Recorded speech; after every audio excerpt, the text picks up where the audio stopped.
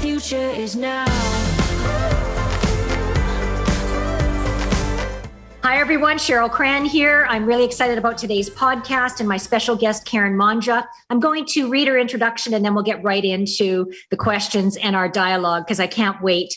We have an incredible person here with us today. So Karen Mangia is a WSJ Best Selling Author and one of the most sought after thought leaders in the world, sharing her thought leadership with over 15,000 organizations during the course of her career.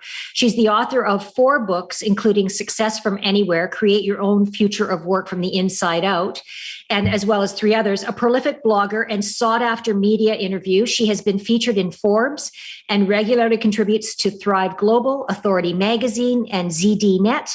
Thinkers 360 named her as number 9 on their list of global thought leaders and influencers on health and wellness, number 12 for mental health, and one of the top 150 B2B thought leaders to follow. And I'd like to add, she's a vice president of customer and market insights at Salesforce. And so, Karen, we'll talk more about your insights and such in the podcast. And for those listening, there's the video option as well as the listening option. But again, thank you for joining us. I appreciate it truly, and really looking forward to hearing from you. My pleasure. It's great to be here. My home office is less lonely. We're connecting. Isn't technology a good thing? Isn't remote and hybrid workplace a beautiful thing? You know, if there's any positive out of the COVID, that's, I would say, one of the big ones. Would you agree? I would agree. Yeah. Absolutely. Yeah. So let's get into future work. What I found interesting, I was looking at your books and all your prolific work and everything else. You come at future of work from a number of angles, customer focus, health and well-being. Tell me a little bit about how you come at future of work from inside job. Tell myself and my listeners what you mean by that. Yeah. I know at multiple points along my career, and you and your listeners may be able to relate to this, I looked for and expected work to do a lot of things for me, like not only provide a living, but also sometimes camaraderie and community and acceptance and approval and belonging, and probably ultimately for all of us, that feeling that we are successful and that on some level that what we are doing matters. And I started thinking during the pandemic pause, when we were down to essentially keep ourselves and the people we cared about well, work, and just try to survive and take good care of ourselves, ideally. In that time when life was greatly simplified, I started thinking a lot more about changing my relationship with work. And what I realized in those quiet moments is that all of those things that we look for work to do for us are actually available inside of us. And when I no longer needed work to give me approval or acceptance or belonging or, this elusive feeling or definition of success, I noticed I started showing up differently at work and work started showing up differently for me. It was like the pandemic was an opportunity to change our relationship with work. And that got me thinking success and constructing a future of work that works for everyone really comes from the inside out.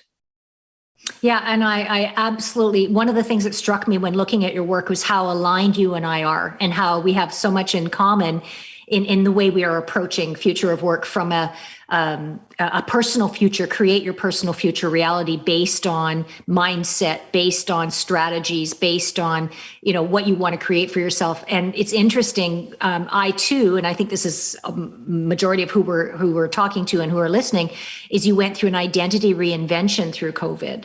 And I know for me as well, it's like after having years and years of focusing on career and talking about work-life balance, COVID actually pushed the agenda of what is my identity. And if my identity is really what I do, then that's not really a lot of depth or meaning. It's really got to be more than that. So I encourage everybody to pick up your book. I have it in my ebook reader queued up. I've read a few snippets, but it's on my list. It looks fascinating, and I love the angle you've taken on it. So my next question is, it's interesting. I've been talking future of work for over a decade. I actually talked about it when I wrote my book, 101 Ways to Make Generations X, Y, and Zoomers Happy at Work.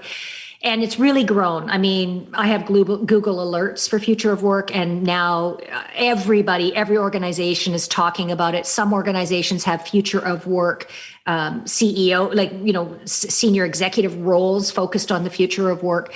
How do you think the topic's grown, and what do you think it means for companies? Now we're in a post-pandemic reality.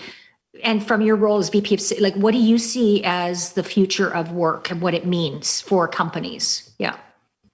The future of work is about a conversation, about co-creation between employers and employees. And so often what I hear and experience and I'm a part of right now is thinking about how to close the gap between what employers are willing to offer and what employees expect.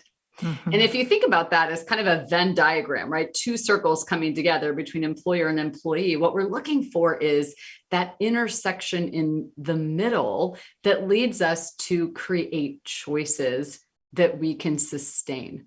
Mm-hmm. And one of my favorite examples of this is General Mills.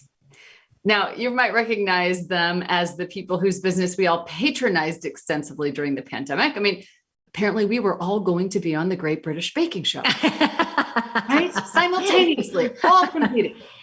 And so you think about the strain that the workers were under, and well-intentioned leaders listened to them and heard the stories of burnout like we all have.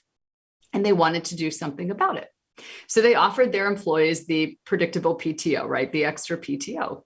And they were shocked when fewer than 8% of their employees opted in to that program, and burnout continued to, burn, right? And rage.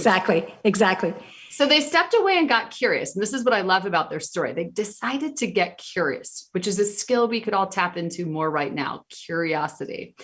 And they said, well, what is it that would get people excited? So they did deep listening to what mattered to their employees. And they went back last year to that same set of employees and rolled out what they called the gift of choice program. And within that, employees had three choices: more PTO, more pay, a literal check for cash, or donation to a not-for-profit of your choosing. And within 24 hours, 84% of their employees had opted into the gift of choice program. Now think about that. 8% to 84%, we're on to something. The most shocking discovery of the gift of choice program was the number one choice: more PTO. Now think about that. The employer got to the exact outcome they wanted by offering a choice rather than a mandate. And I mean, that's at the core of this question we've all been asking ourselves: what matters, right? We're all wanting meaning, not mandates. Yes, agreed with you. And I like the terms you use: deep listening. One of the things that I talk about in my book, Super Crucial Human, is crowdsourcing. You can't, especially in hybrid and post-pandemic, you cannot lay an edict on everyone and say, this is what we're going to do. It doesn't work anymore. People need to feel like they had a choice in creating. So I love that story. It's a great one. So in your opinion, because I think I know the answer to this, but I'd love to hear your answer on this, is what's caused the Great Resignation? Because I think it's linked to meaning. What's your thoughts? What the pandemic revealed is, in so many ways, what we've been settling for that doesn't serve us. And what has changed is that we're willing to do something about it. We were just talking about settling for mandates when our deepest desire is for meaning. Yeah. Well, beyond that, we've settled for, acceptance or approval when we're looking really for acceptance. And we also, in so many ways, settle for blending when our deepest desire is for belonging.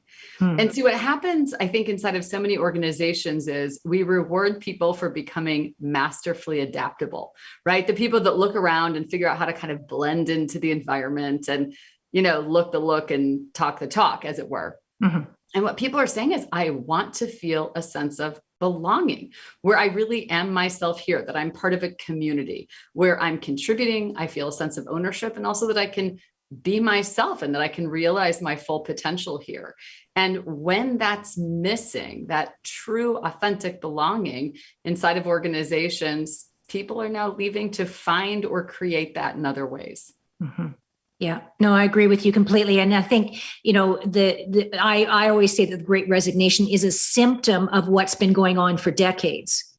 It really has. What the pandemic did was accelerate and illuminate the choices through remote work, through self-employment, through freelance, through contract work, that people were not beholden to an employer any longer, that they had choice. And then in that choice is, I choose to work for organizations that have a sense of belonging. So that's excellent. It's funny, at Next Mapping, we talk about the future is now. There is no far off event. It's now, and we're creating it every day in our thoughts and our behaviors and our actions. How do you think people can create the future of their careers? Because I know this is an area that you talk about. So I'd love to hear that from you. When I think about your career, I think about, do you know what matters most to you? And when was the last time you thought deeply about your core values? Mm-hmm. I mean, given what we've all just lived through, for most of us, we've either been reminded of our values or we've shifted them to some degree. And I think this is why we see some of the struggle of people saying, well, I value being able to be more present in my life.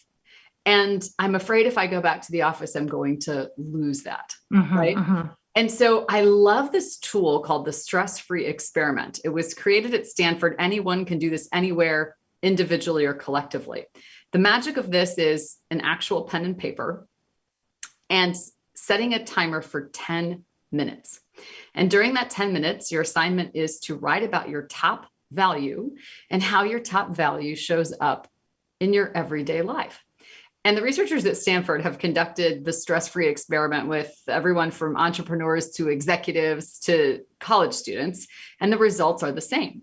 When we are clear about our values and how our values show up in everyday life, that's a tool for us to tap into greater adaptability, resilience, and new ideas. And the real magic of understanding your values and being connected with them is that even if your circumstances are not going to change, you can change the way you see your circumstances. And so I find that to be so useful. So when you talk about creating the future now, I think about, starting with your values, reconnecting with your values, building on a foundation of your values, and then thoughtfully building. I had someone say this to me the other day as a concept, and I loved it. Building a foundation week on top of it. And here's how the foundation week works. It says, well, in light of my values and in light of what matters, I will think of each week as putting the things that matter most on my calendar first. And it's amazing how many things will fall away from your calendar when you really put in the things that matter first, and you're forced to squeeze in the other things maybe that don't, or the busy work, into those available blocks. Yeah, so I think you already answered the next question around stress and well-being, and that, what are the tools that we can alleviate, because we are moving at a faster pace and change is inherent. And you mentioned earlier around, a culture of adaptability being, honored and being the thing that we value, or organizations value. I think in addition to what you're saying, when the future is now with your career, with everybody reevaluating their identity, reevaluating their values, am I living my values? I think, I talk about existential questioning during the last few years. One of the existential questions is, what do I value? And what's most important to me? And then the next one is, am I living those values? So everything you and I are both talking about are self-coaching principles that, when you hire a coach or work with a coach, that's where they start you with, is values. If you value your well-being, they will make time and prioritize activities that align with your well-being. So I love what you're saying. What do you think needs to happen? Because a lot of people, when we hear people like you and I talk about the future of work, there can be a higher level of anxiety.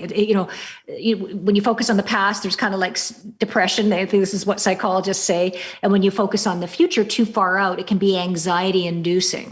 So what are some of the strategies, in addition to the ideas you gave, which were excellent, that people can sort of keep perspective in the now as they're creating that future? What are your thoughts on that? Choice is what moves us from limited to limitless. And the only point in time where choice exists is this present moment. Mm-hmm. So when we find ourselves living in the past or worrying about the future, coming back to the present moment and thinking about how can we create choices is a very powerful tool to get unstuck.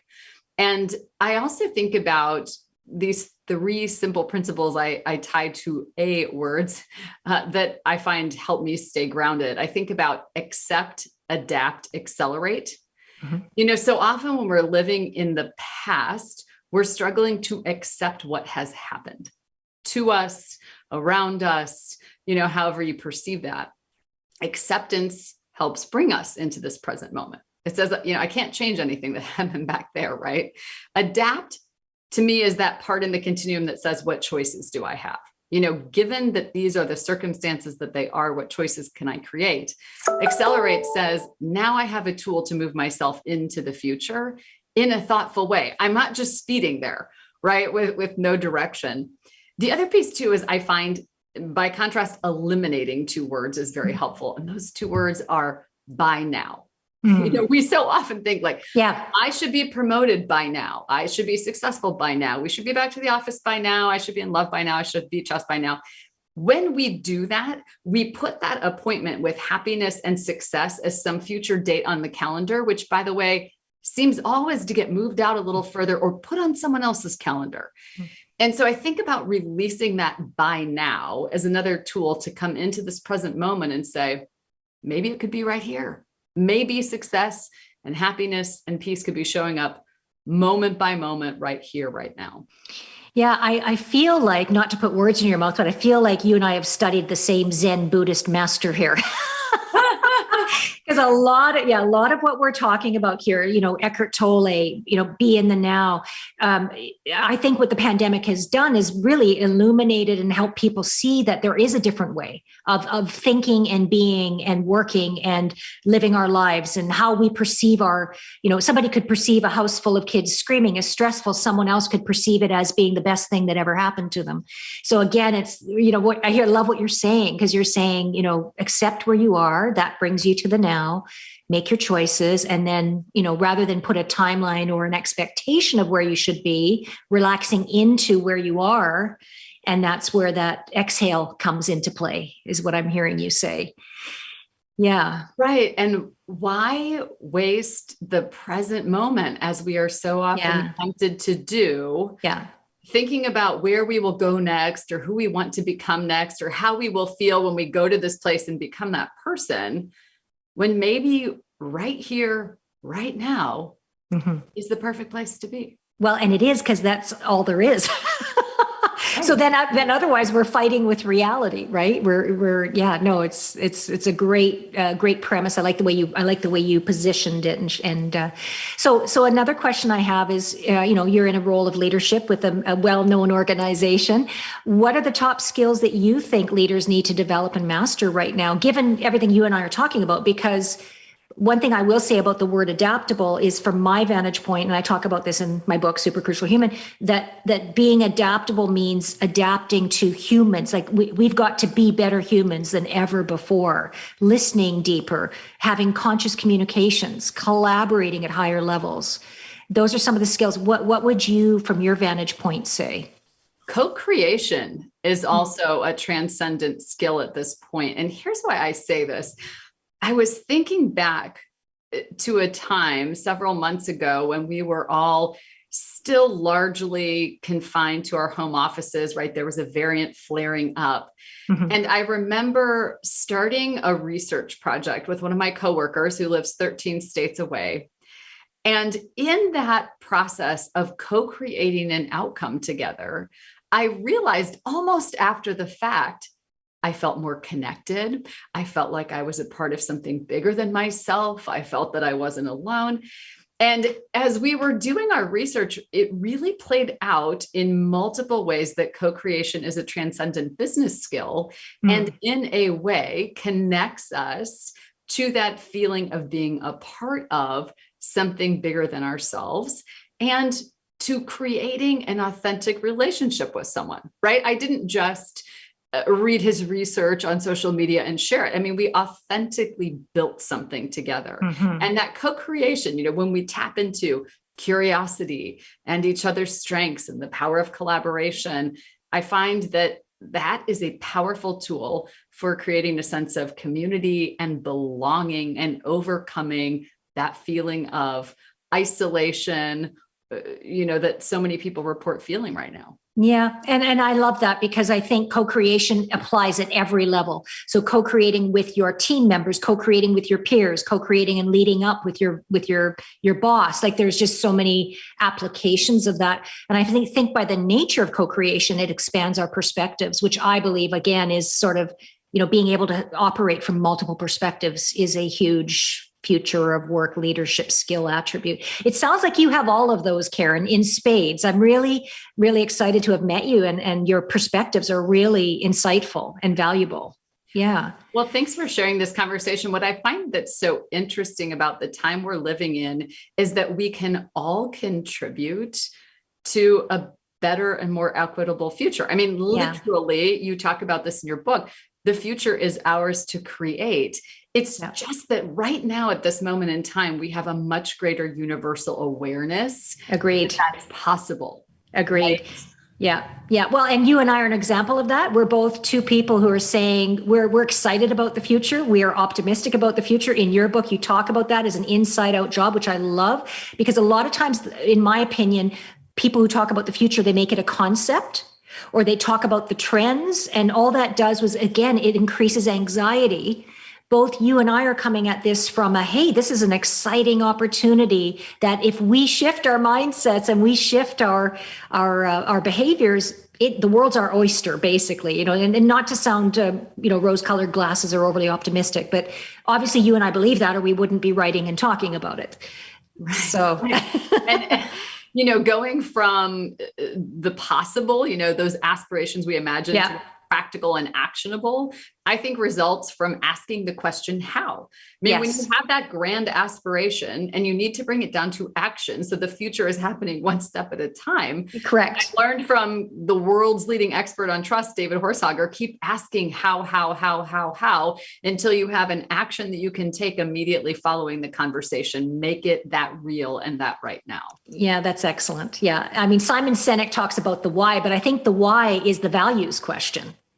So the why is, why am I doing this? Or why do I want to do this? Or why do I think this is going to give me what I want to give me? What you're saying is the how is what makes the future non-stressful, because you're right. The future is created in the steps that we take moment by moment until we culminate in where we're arriving. So awesome. So I just would like to ask, because we could talk for hours, I can tell. My next question is there anything else you'd like to add about future of work, or for the listeners, any gems, or where can they find your books? Where can they find you? I know you're on LinkedIn. That's where you and I met. Yes, I am on LinkedIn. I also have a YouTube channel that you could subscribe to with quick 2-minute videos and longer form series that is coming soon. I'm active as well on Twitter and Instagram and Facebook. So whatever works best for you. And I love to hear what people are discovering. And something I've discovered over time as I listen to people and where they get stuck on making changes, we buy into the belief that we don't have enough time. Yes, that's huge. Right? Yes. And a tool I've discovered that I wanted to share with your listeners that I found really helps me when that to-do list is looking out of control and I find myself running from meeting to meeting and thinking, well, I can't get to all these things. I just have to keep going, right? An object in motion stays in motion. When I'm looking to create space and find time, 3 questions and a bonus question I've found are helpful. 1, does it have to be? 2, right. Does it have to be me? 3, does it have to be me right now? And bonus question, boy, team leaders, think about this. Does it have to be a meeting? That's and mic drop. Yeah, no, excellent. Karen, thank you again. I encourage all my listeners, please, join her on LinkedIn, follow her on Twitter, purchase her books. Karen, you were generous with your time with us, and it's a pleasure to have this conversation with you. My pleasure. And as I like to say, together we rise. Together we rise. Take care. All the best. Thank you.